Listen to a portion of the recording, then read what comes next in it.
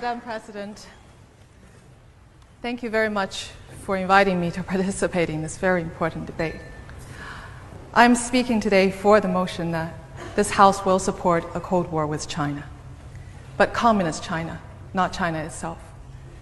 I am not anti-China. I love my people, and I love China.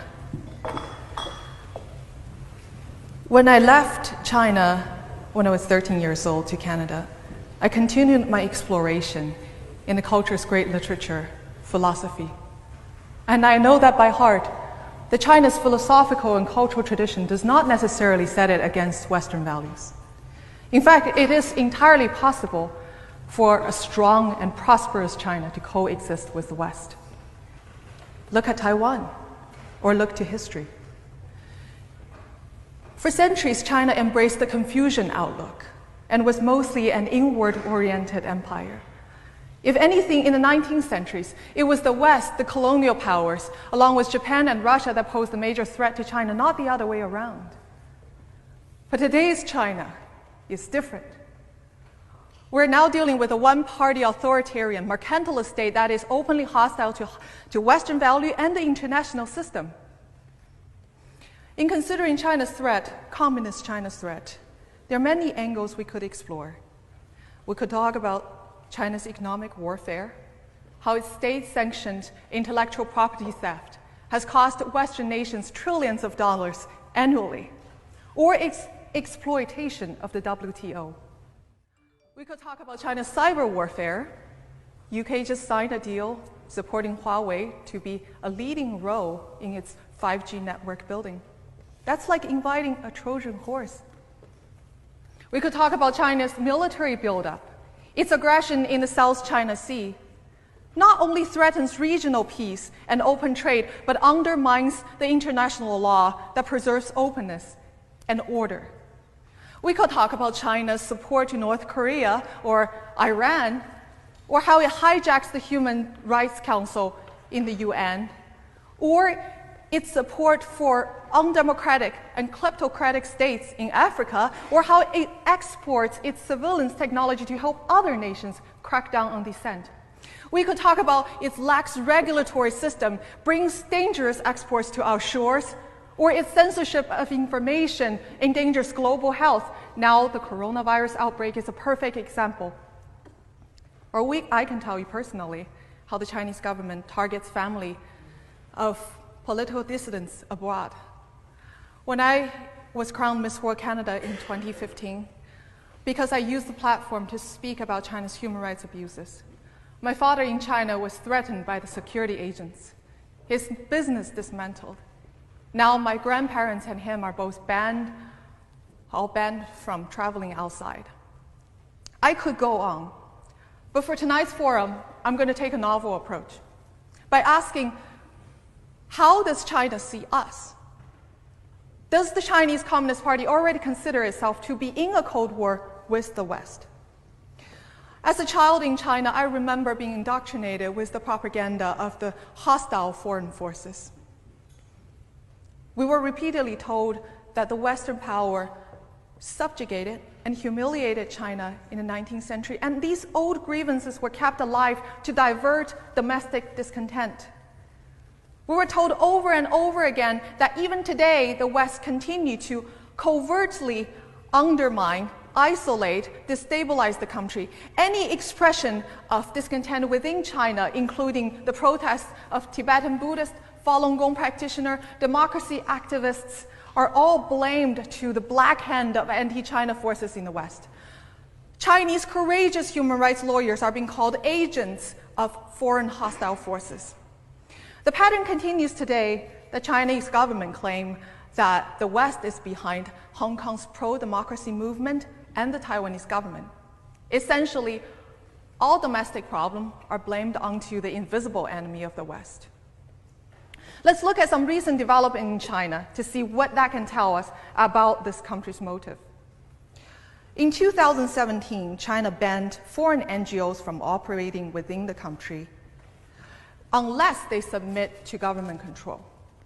Even environmental groups and women's health groups have to have their annual report and their annual plans being approved by the police.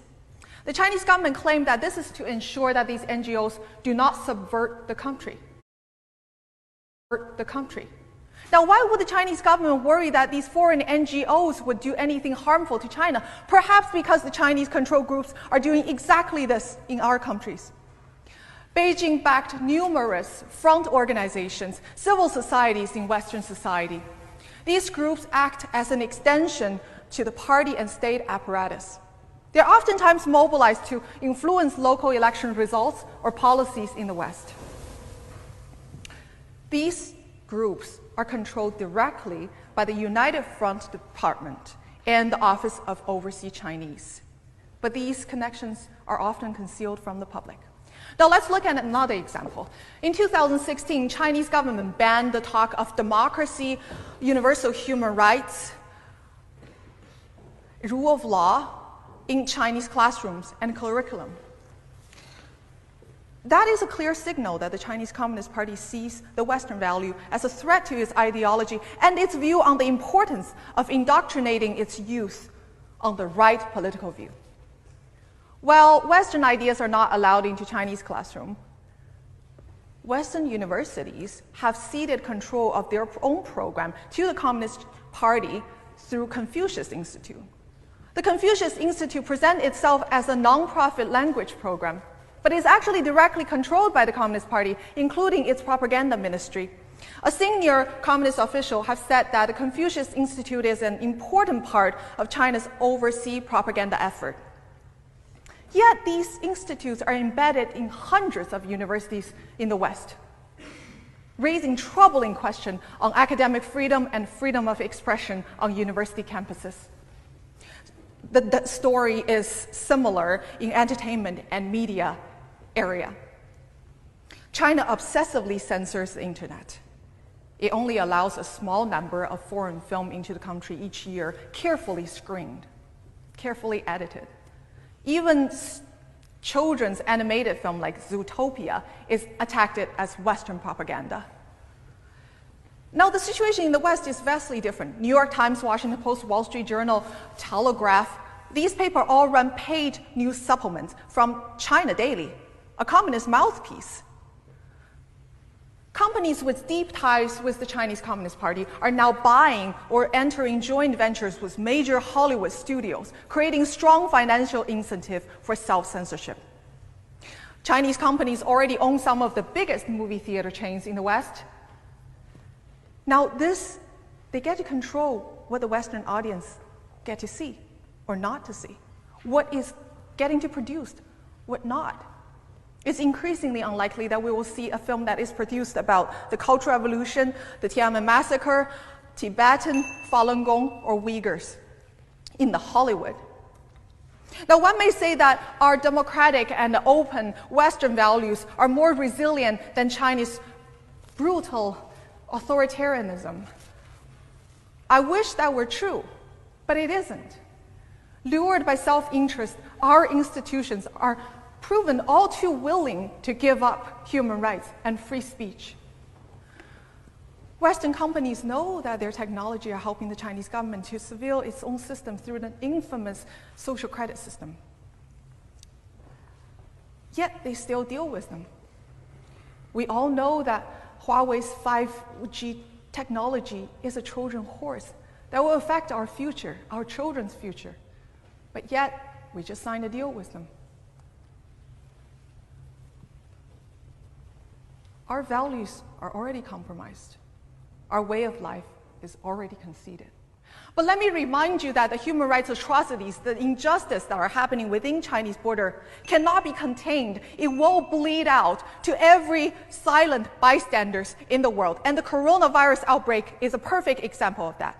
On December 1st, Chinese government has already discovered the first case of coronavirus in Wuhan. Yet the local officials spent the first period of time suppressing the news, arrested 8 courageous doctors for, quote, spreading rumor and destabilize the society. The local government even went as far as hosting 100,000 people to a public Chinese New Year dinner, just to show that Wuhan is as prosperous as ever and as safe as ever. This is reminiscent of what happened in Chernobyl. The Soviets did not admit the nuclear accident until Sweden had picked up its fallout and threatened to report it to International Atomic Energy Agency. The Chinese government did not reveal the virus and report about or confirm the virus outbreak until the first overseas case was detected in Thailand. One may ask, why did the Chinese officials take such a risk?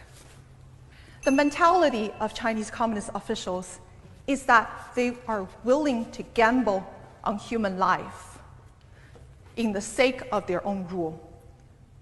And this mentality is the same from the smallest town to the central government in Beijing. The sole purpose for Chinese Communist Party is to stay in power, disregarding the cost of human life. There are many doctors, courageous doctors and nurses, using different channels to try to tell the world the truth about the outbreak. They reported that the hospitals are over capacity. Doctors and nurses are infected. Many people are turned away to self-quarantine at home. Many people are dying.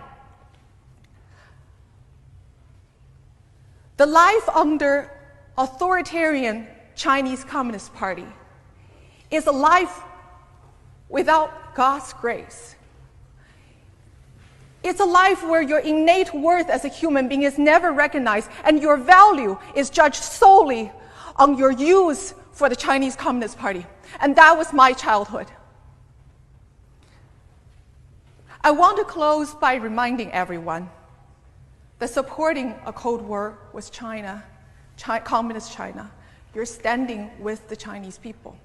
By confronting a regime that has brought turmoil and suffering onto this ancient land for decades. I also want to leave you with this question. If the Chinese Communist government does not treat its own citizens with any respect, why should us in the West expect ourselves to be treated any differently? Thank you.